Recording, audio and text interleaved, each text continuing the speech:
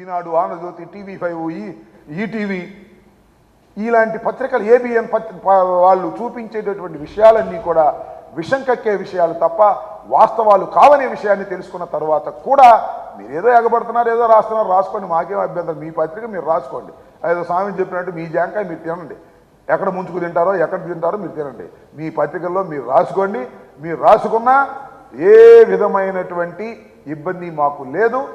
జగన్మోహన్ రెడ్డి గారు ఒక స్పష్టమైన, స్వచ్ఛమైన పరిపాలన చేసి రెండవసారి ఎన్నికలకు సిద్ధమవుతున్నారు.